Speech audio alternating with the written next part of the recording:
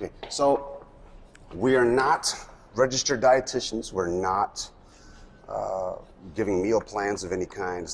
We're not doing any of that. Okay, just putting it out there. What we're doing is just giving basic information, about macronutrient balances, what to eat, how to eat, suggestions of such things relative to your goals as they pertain to, especially as they pertain to custom, courses.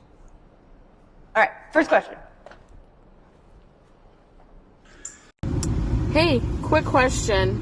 What diet do you think is best for me to do or follow with working out and trying to lose weight? Okay, let me go first. First of all, I would suggest that we would need to know how much weight what's the target, when it's going to be done by, and if there are any pre-existing conditions that will derail plans. Because if those things are not specific, then writing any kind of coaching outfit for nutrition is going to get derailed no matter what you do, because there's just stuff we're not taking into account. So if you say, I want to lose 100 pounds in 10 minutes, there's not a damn thing I or anybody else could do about it, right? If you want to say, I want to lose 10 pounds in 4 days, okay. I mean, obviously that's probably not going to happen either, unless we're talking something bigger going on. But try to think about what exactly the goal is first, so we can map out a plan accordingly. So I think with that said, and as we said at the beginning, with all things being equal. Yeah, and here's the thing. There are a million diets out there, and we hear about them all the time, right? You hear about keto, intermittent fasting, all these different things that are having you cut carbs or only eat in certain times. And while all of those will likely give you some results, they're not usually necessary. So what we're going to do, kind of like what Chris said, is we will start by looking at where you're starting from. Your goal per se is to lose 10 pounds. What you're going to want to look at is the level of activity you're at and where you're actually starting at. And then we'll create a macronutrient balance around that. Macronutrients are proteins, carbs, and fat, and they're what make up calories. So we need to make sure that you are taking in enough fuel to support your workouts and also support a healthy metabolism so that you can keep burning those calories in order to burn the weight or the calories that you need to lose those 10 pounds. Long story short, you need to follow the diet you're going to. Yeah, right? I mean, honestly, like I said, any of those diets will work if you do them with fidelity. Ugh, that's a big ass word, dude. Okay, so what kind of diet for somebody who wants to lose 10 pounds in 6 weeks? I believe that the accepted norm is 1 to 2 pounds per week, and it's been like that forever. That's the goal. Healthy metabolism, no hidden medical issues, and we're exercising at a semi-intense sort. Like, what would you suggest would be a macro balance for someone like that? If you are, say, about 5'7", 170 pounds, and you're looking to lose 10 pounds in about 6 weeks or so, we'd probably start you off at around 1,500 calories, about 150 grams of carbs, somewhere around 110, 120 grams protein, and anywhere between 40 and 50 grams of fat. That would allow you to be in a calorie deficit, but still support the workouts that you are pushing yourself to complete every day. In this particular situation, keto really worked best for her, and so that's the plan that we ended up following with this particular client. But being that everybody's different, that might not be the thing for you. Will my macros shift with weight loss? I have been severely under eating since I started. So would I expect to gain a little bit of weight first when we start this? Danielle's 8 questions. What was the first one? The first one was, will your macros shift as you lose weight? In my experience, first of all, if it ain't broke, don't fix it, okay? In this particular scenario, shit was broken, so we had to fix it. Yes, when you start, you want to ride that train as long as you can to provoke the change. It is the body's job to survive, okay? And if it thinks you're trying to kill it by not eating enough, whatever you do get in starts to store as fat, and then shit goes backwards on you. So once you make your adjustment, yeah, you're going to see bodily changes. You may gain weight, you may become inflamed, you may become bloated, you may become lethargic, you may become boosted, full of energy. And what helps to streamline that is the kinds of exercises that you're doing to supplement what's happening in the kitchen. So Will the macros change after you've made that initial start? Maybe, maybe not. And that's kind of a bullshit answer. Don't blame the messenger. I'm just telling you how it works, okay? If we change it in the beginning and you start rocking and rolling, then there's no reason to change it at all. Just because your scale stops moving or you may not see progress as fast as you did in the beginning was a system shock, so you shouldn't expect that. So set that right away, okay?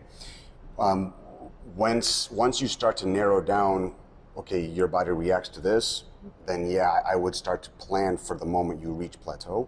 Then you can make your changes when and if that time comes. But I wouldn't, and to that point, I wouldn't expect to make these ginormous macro changes anyway.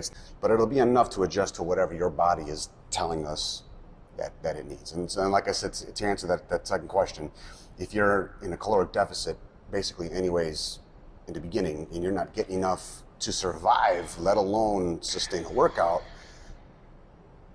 you're going to be fighting. You're then fighting a battle of how to use fat for fuel versus survival. So you need to create that surplus in order to substantiate the kind of progress that you're looking to gain. Right. So in this particular case, she started with us a few months ago. She had not been watching what she was eating at all, had not been working out, and so she was really overeating. When she started watching what she was eating. We didn't do any crazy macros right away. She lost weight right away, but then she started to plateau. Her body, like Chris said, it adjusted, right? It figured out how to run with what she was giving it and the workouts that she was demanding from it, and it stopped. So what we're doing now is we're slowly giving her a little bit more calories to give her body that shock that it needs to say, all right, time to go, and start ramping up that metabolism again. Now, as long as she continues to see progress losing weight at that level, we're going to leave her alone. If it comes down to it and she plateaus again and we're not done yet, we'll raise her calories a little bit more, and we'll continue to do that until she's where she wants to be, and we can kind of hold her in the place where it's working. What won't help is panic. No.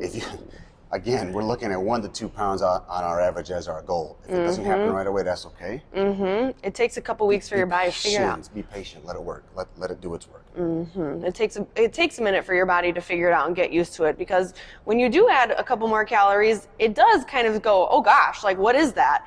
And it might swell up a little bit. It might take a minute for it to get into that range where Does it's the like, body really go, oh gosh? Yeah, I think it does. My body doesn't say oh gosh. My body says that. My body's like, dude. Celery. I'm trying to eat these damn high chews, bro. Oh God. Whichever one it says, it's going to take a minute to get used to it. Hey. And to get your metabolism like shocked and going again. So finally, next question. Third question. What do I need to do with my nutrition to build strength and muscle? Okay, so what do I need to do with my nutrition to build strength and muscle?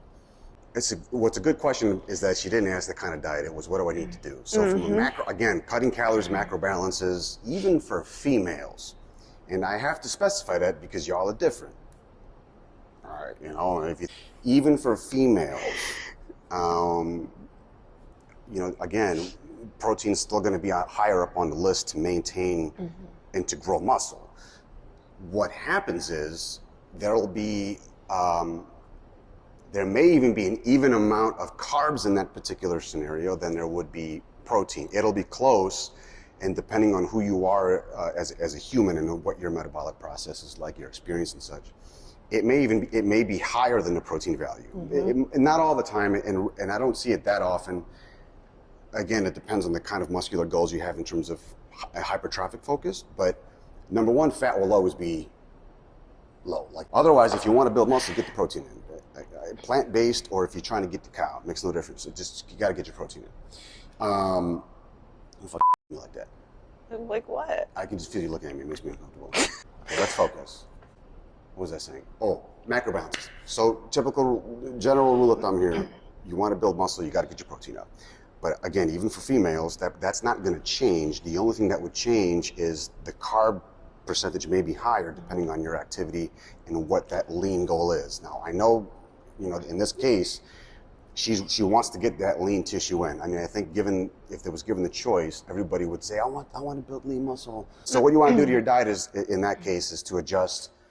I would suggest timing of when and what you get in. The harder the workout, up the carbs. You know, perhaps on a full day spectrum, higher protein, maybe match or a little lower in the carbs, depending on how hard you're going in the gym. If you're lifting heavy and going for heavier weight at longer sets, you're going to need that extra juice to help resynthesize. Otherwise, you're never going to build anyways. Yeah. The worst case scenario is to do too much protein, just because of that fact of resynthesizing tissue and such and building lean muscle, that you come solo on the carbohydrate end and you end up not having enough juice to do the workout at all. Protein, while great essential for building lean muscle, is god-awful terrible source for energy.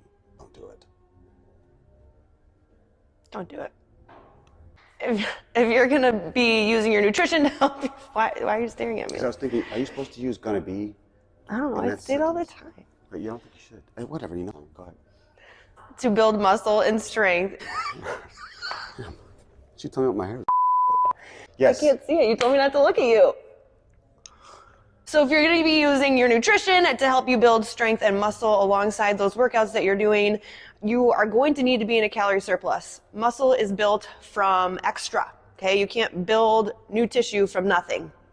So you're gonna have to give yourself a little bit of a calorie surplus. That means you're eating more than you're burning so that your body can channel that into repairing your muscles and building them bigger. So for this particular client, she is under eating right now. So what we're gonna have to do is raise her carbs and protein specifically, like Chris was saying, to help give her that calorie surplus that she needs to build that tissue. We have clients coming to us who are way overeating, and a lot of times we have clients coming to us who are way undereating. And so the course of action that we're going to take is different depending on where you're starting.